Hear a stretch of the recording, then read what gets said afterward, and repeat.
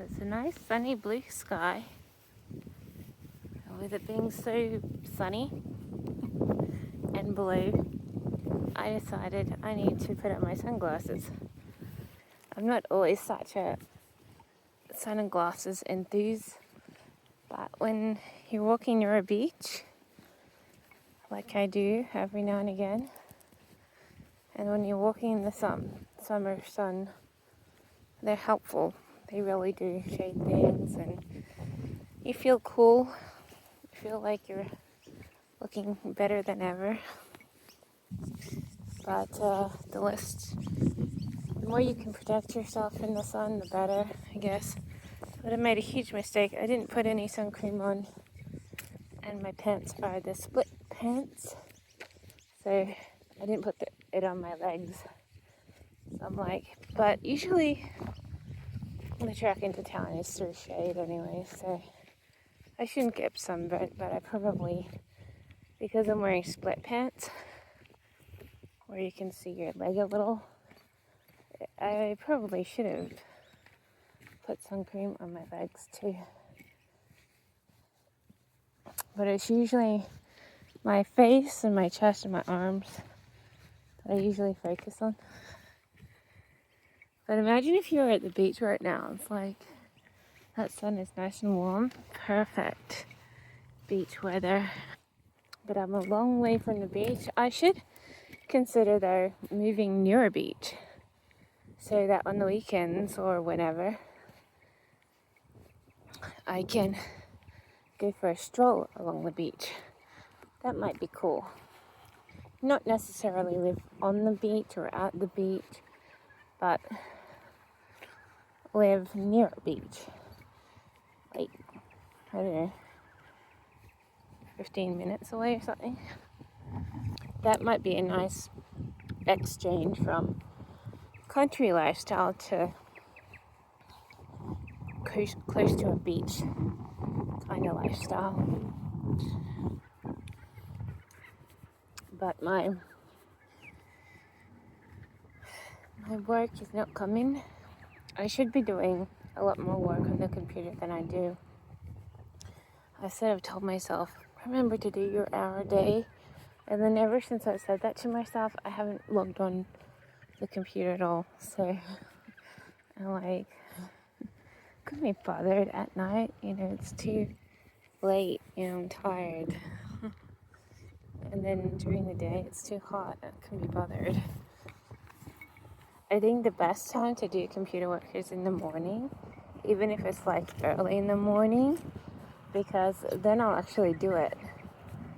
And I'm always awake at like 4 or 5 p.m. And I just got off at my average lift. I don't usually take a drive because I couldn't be bothered.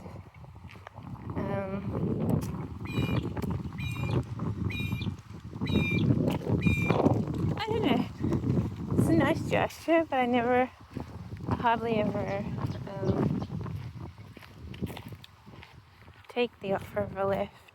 Besides, I want to do something very important. I want to collect cuttings on the way to, the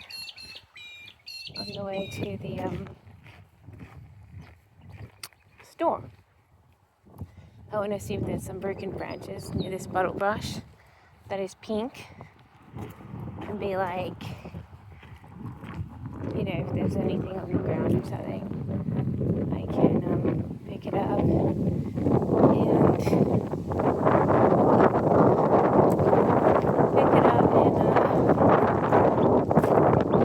keep it. But my head is just about to blow off.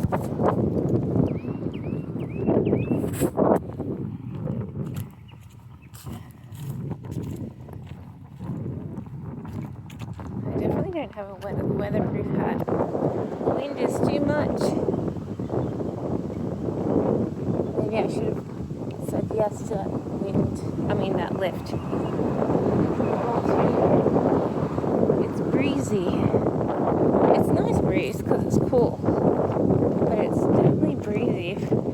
If there were any embers burning nearby, you would expect that to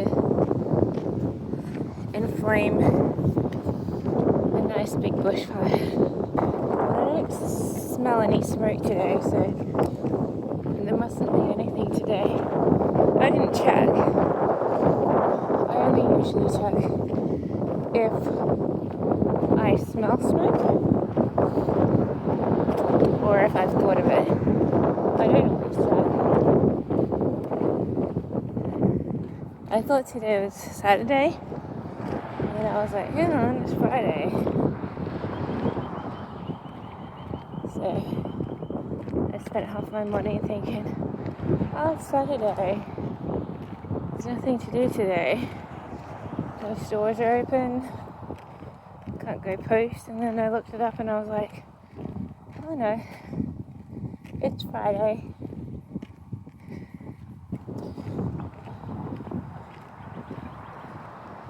One of the reasons why I wanted... I'm getting a bit breathless. One of the reasons why I wanted an afternoon walk is because the snakes are active during the day and then they hibernate by the afternoon. So even though I was like, you know what, I couldn't be bothered waiting, I probably should, so I don't have that risk of meeting a snake that's hungry and on the hunt, because the hot weather makes it want to hunt during the day. But by 4 p.m, say 3:34, they tuck themselves into bed, and so you'll decrease the possibility of meeting a snake, because all this is total snake habitat. That's what I should be doing, rather than foolishly walking around in the middle of the day because I want to get the errand over and done with. But it's a nice day essentially because the wind's breezy and cool. You don't even feel hot. The thing that's annoying me the most is nothing to do with the weather. It's just got to do with what I'm wearing. I'm not fighting. First time I passed the magpies down here, and they're not fighting with anyone because we realized that the birds are pretty good snake alarm bell things. They'll let you know when a snake's around by chirping really loud. We now feed them.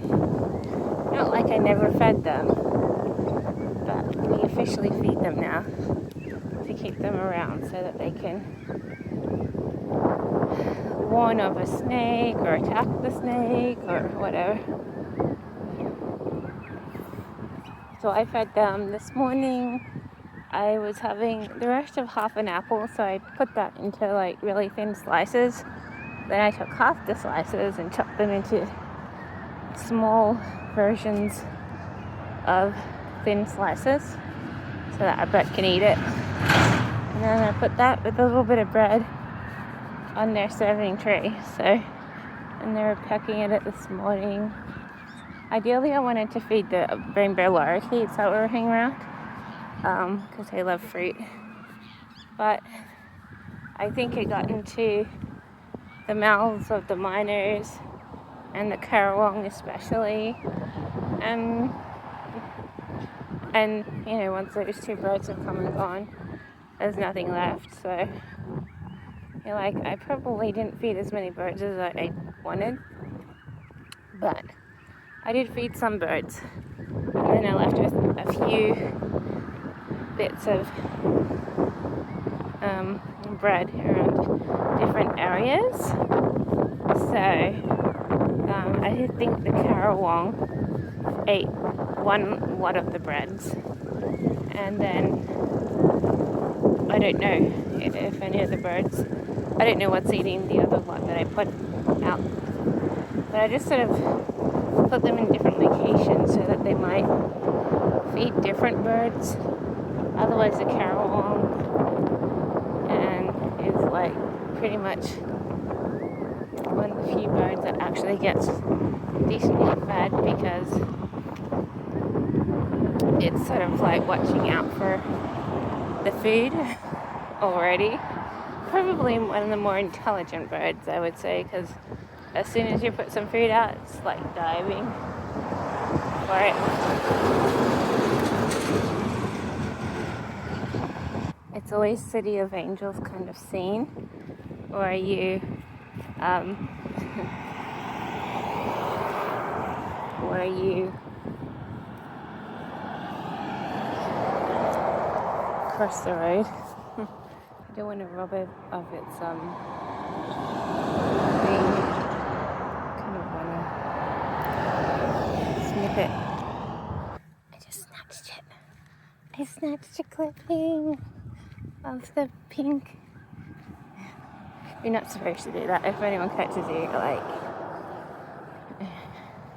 you can get in trouble. Technically it's on a public footpath, but technically it's outside a residential house. So possibly owned property, technically.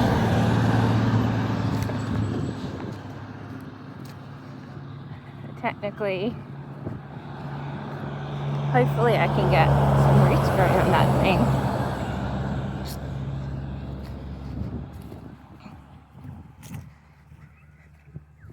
I think it had some seeds on it too. And I'm like, oh, sorry tree.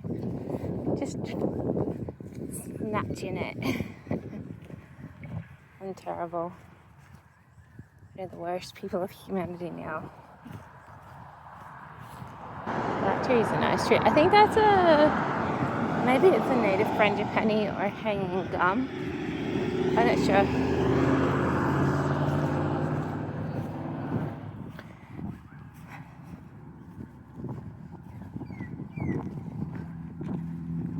But I think I got a pretty good piece. I was like, but I want it, you know, literally thinking, but I want it. I think a bird had broken it. It was just like hanging invitingly in front of you, you know. This person who's having their birthday, it's like they're a certain age, and at certain ages you're supposed to be celebrating bigger, and I was going to get them a trolley because they broke their last one and they haven't had a replacement one since. But I actually seriously think, anyway, the point is, but then I heard it was super special. You're supposed to do special things, like celebrate in special ways. And you're like, okay. So I guess that means I shouldn't buy anything fairly ordinary and buy something fairly expensive. But I misjudged the creams and things. I just shouldn't have bought them at all. I'm now having to deal with the rest of it, and I'm like, I don't know.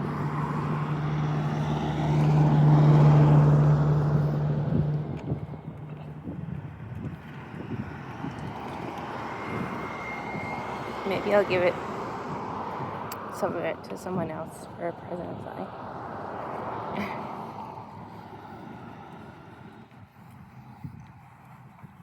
There's got to be something in the package that's like, okay, like, because it comes with a lot of samples and tester products, and you're like, something here should be okay.